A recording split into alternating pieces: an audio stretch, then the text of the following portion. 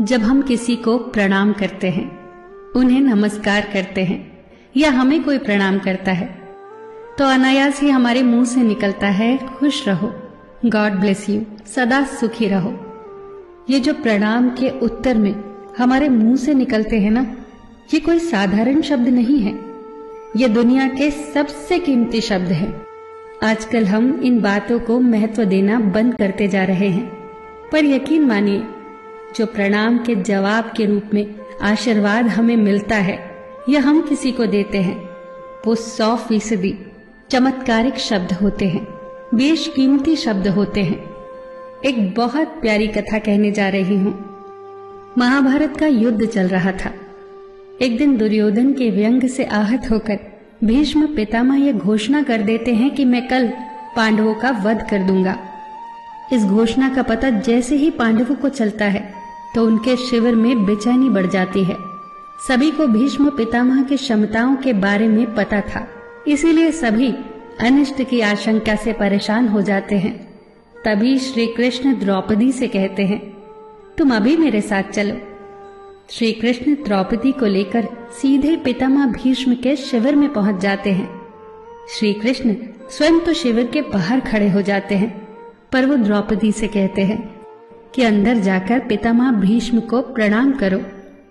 जैसे ही द्रौपदी ने शिविर के भीतर जाकर पितामह भीष्म को प्रणाम किया, तो पितामह भीष्म के मुख से द्रौपदी के लिए ये आशीर्वाद निकला, अखंड सौभाग्यवती भव। जैसे ही ये आशीर्वाद उनके मुख से निकला, उसी क्षण उन्हें स्मरण हो आया कि आज ही तो उन्होंने पांडवों के वध की घोषणा की थी और स्वयं ही उन्होंने द्रौपदी को अखंड सौभाग्यवती रहने का आशीर्वाद दे दिया।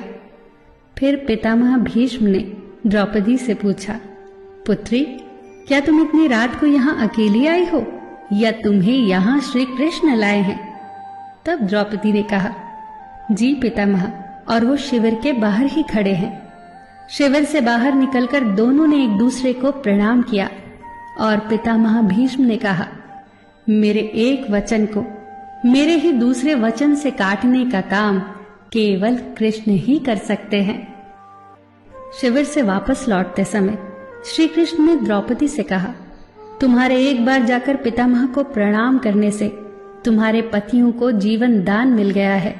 अगर तुम प्रतिदिन भीष्म, धृतराष्ट्र, द्रोणाचार्य आदि को प्रणाम करती होती और दुर्योधन, दुशासन आदि की पत्नियां भी पांडवों को प्रणाम करती होती, तो शायद इस युद्ध की नौबत ही न आती। जो हर घर में कलह कलेश का वातावरण रहता है, वो कहीं न कहीं इस बात के मूल से जुड़ा है कि हम संस्कार भूलते जा रहे हैं।